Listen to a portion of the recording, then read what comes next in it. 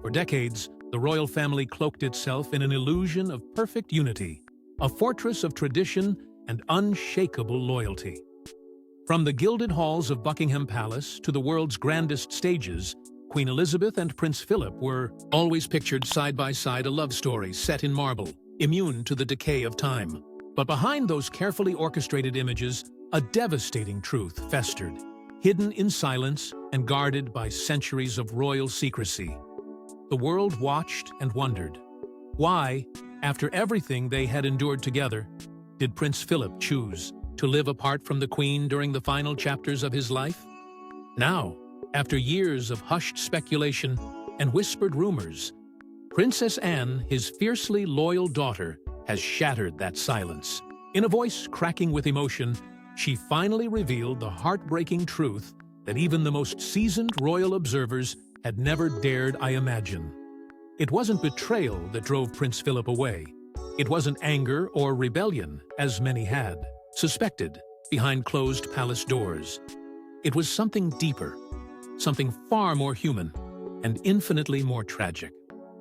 Anne's confession peeled back the layers of myth surrounding her father's decision, exposing the raw nerves of a family story, built on both duty and deep personal sacrifice. She painted a picture not of a man abandoning his queen, but of a soul worn thin by a lifetime of invisible wars.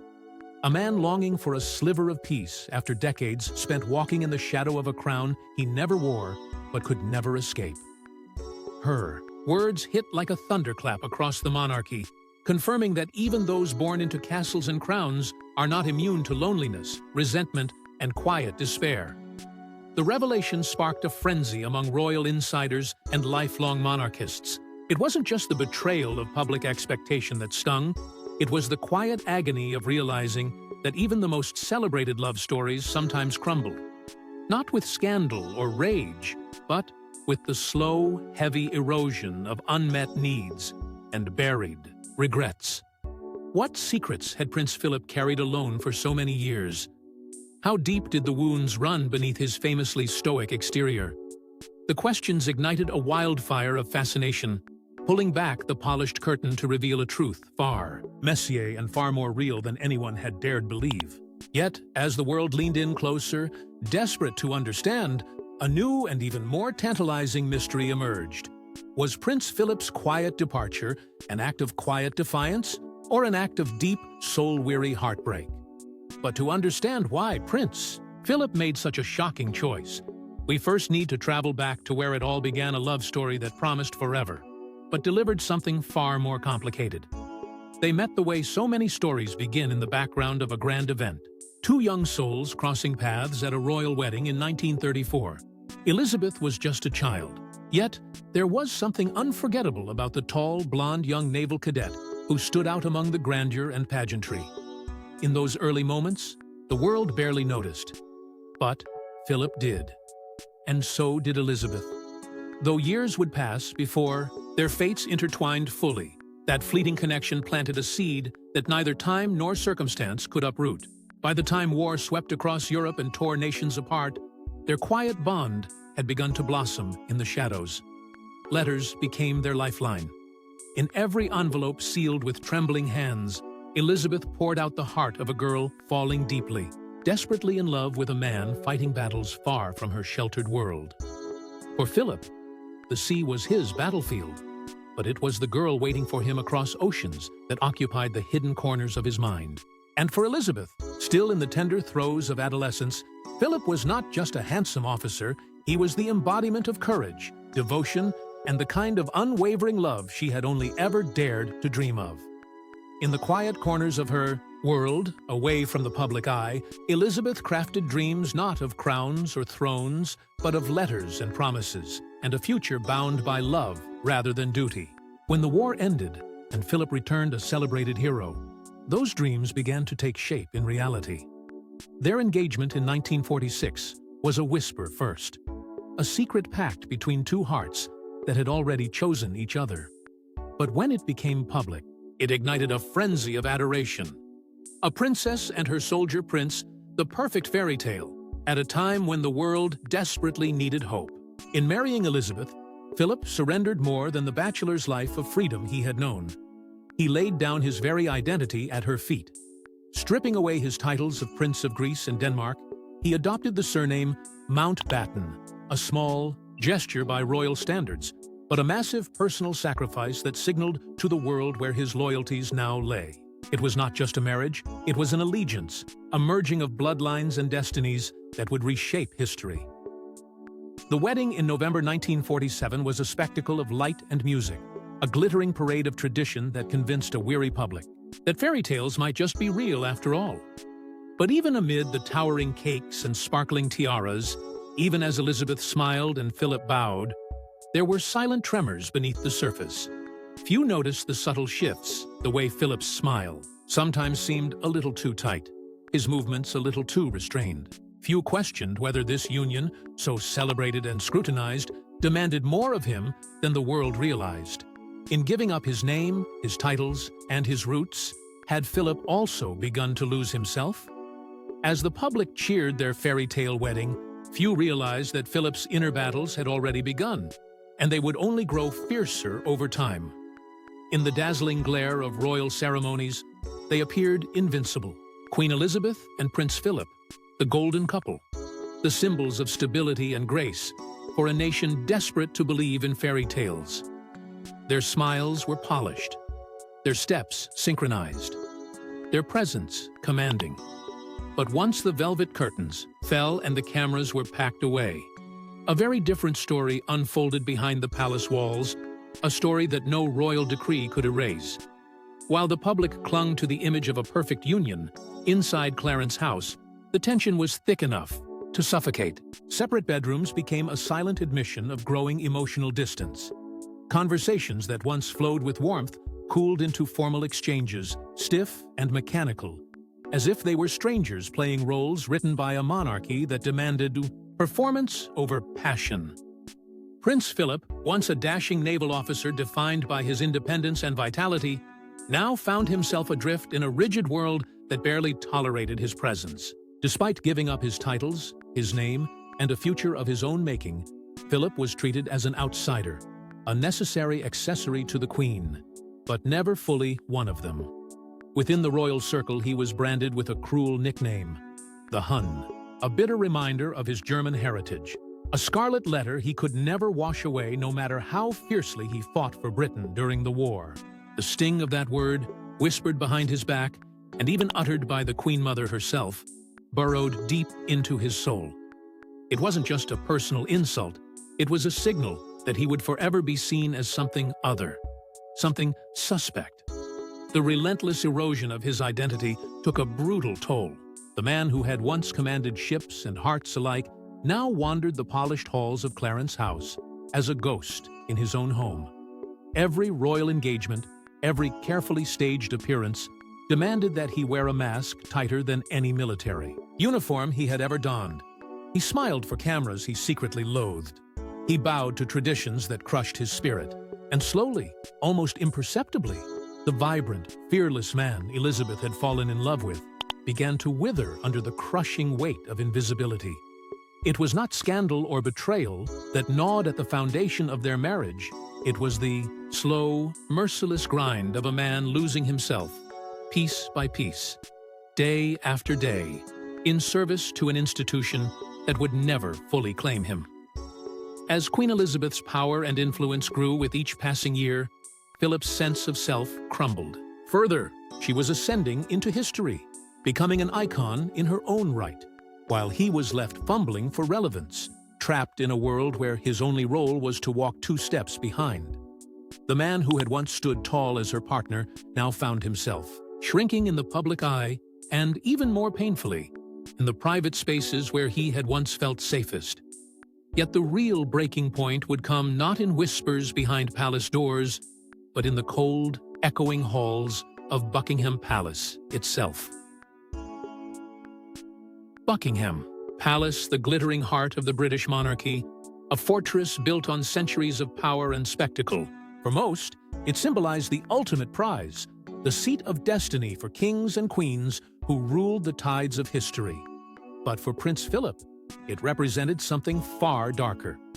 When Elizabeth ascended the throne, and tradition demanded that the royal family uproot their lives and move into the cavernous, cold halls of Buckingham, Philip resisted with a fury that few understood at the time.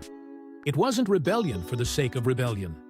It was a desperate final stand against the slow erasure of the man he once was. Behind every official portrait and public smile, he carried wounds that no ceremony could heal. Moving into Buckingham wasn't just about new rooms or new routines, it was about surrendering completely to a life he had never truly chosen. Clarence House, their former sanctuary, had offered simplicity, intimacy, and the illusion of a private life still within their grasp. Buckingham, by contrast, was a machine-sprawling, impersonal behemoth where tradition ruled and individuality was crushed beneath marble floors. Every wall echoed with the weight of expectation. Every hallway was another reminder that he was no longer Philip the man, but Philip the royal consort, a permanent supporting actor in a drama written long before he ever arrived. And if the gilded prison wasn't enough, the relentless financial burden only deepened his resentment. Maintaining Buckingham's 775 rooms was a staggering endeavor.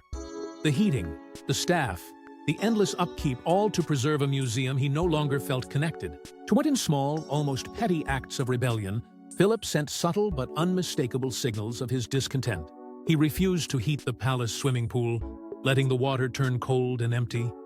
He slashed electricity use, darkening rooms that once glowed with royal grandeur.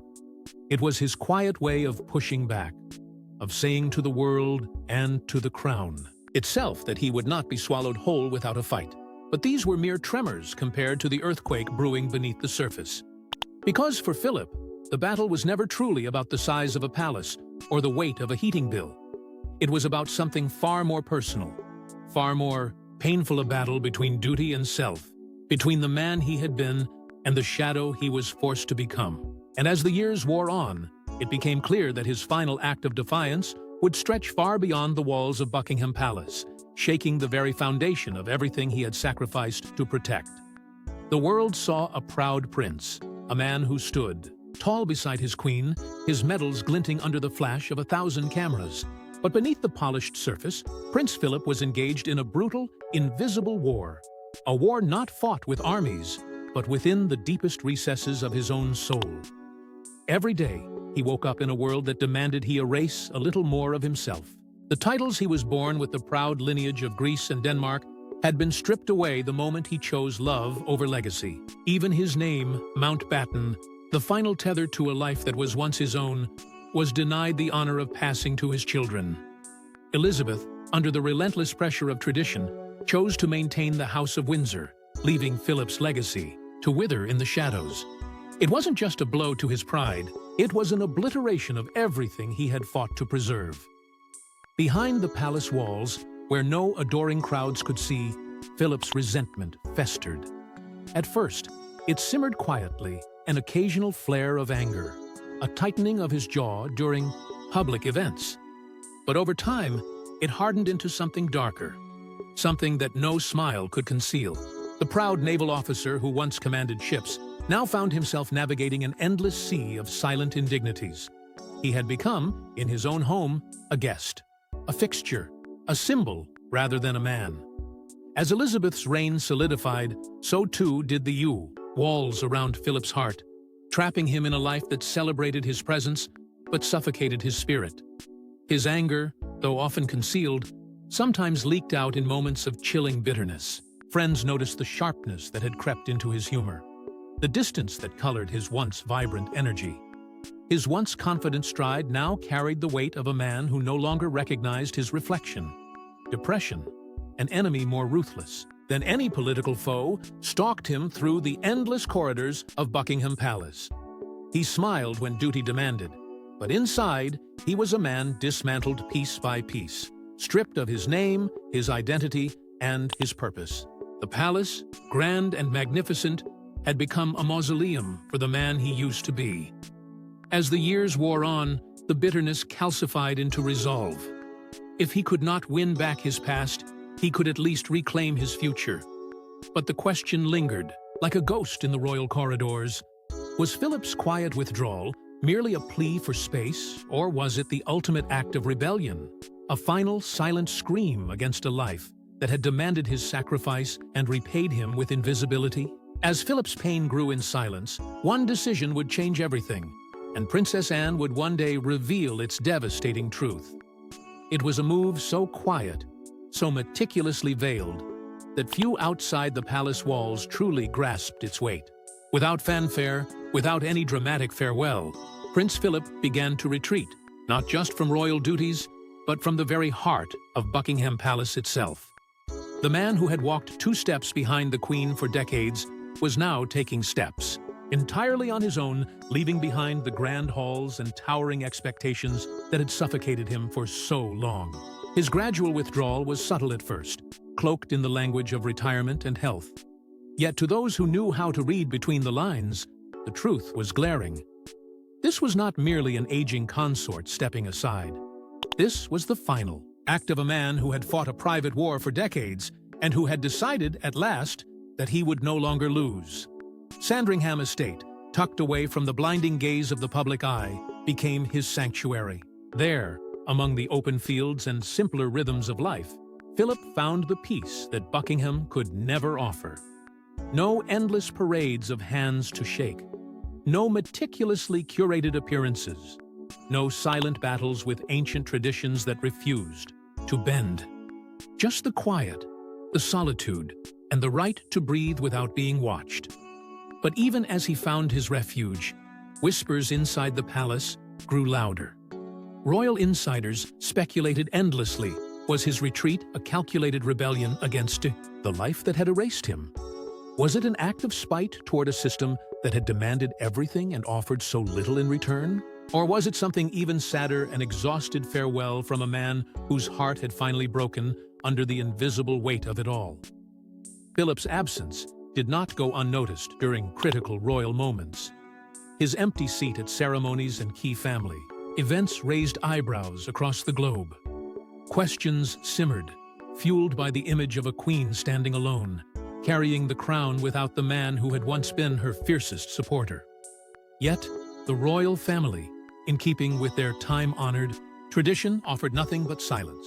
No explanations, no reassurances, just carefully curated smiles that did little to hide the gaping void left in his wake. The official story painted his departure as a natural step into well-earned rest. But beneath the surface, the deeper truth pulsed like a buried heartbeat.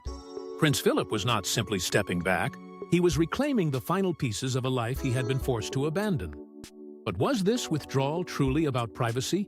Or was it the last, desperate act of a man who had spent his entire life asking a silent question and receiving only duty in reply? The royal family maintained their silence, but after Prince Philip's passing, one voice dared to finally speak the truth. When Princess Anne sat down for the ITV interview, the weight of decades seemed to press down on her shoulders. She wasn't just a daughter mourning her father. She was a keeper of the truths. The world had been too polite or too fearful to confront. With a heavy heart and eyes brimming with tears, she fought to control. Anne finally broke the silence surrounding Prince Philip's quiet departure from Buckingham Palace. And what she revealed was not an act of rebellion, not a final insult to the institution he had served so loyally, but something far more human, far more heartbreaking. Philip, she said, hadn't left out of resentment. He hadn't abandoned the Queen or the crown. He had left because he had finally reached a point in his life where he needed something he had sacrificed again and again for decades: peace. As Anne and her brother, Prince Edward, shared tender, painful memories of their father, the true story of Philip's final years came into sharper focus. He had spent a lifetime shaking hands, smiling for cameras, and carrying the invisible burdens that came with standing forever 2 steps behind the sovereign. But in his old age, Philip craved something simpler, something purer than duty and tradition. He wanted to walk among trees instead of corridors lined with portraits. He wanted to wake each morning without 100 staff members tracking his every move. He wanted to live not as a royal artifact, polished for public consumption, but as a man who could breathe without judgment and rest without obligation. Anne's voice wavered as she spoke of the father she had adored, a man whose spirit of resilience and independence had shaped her life in ways no one else could.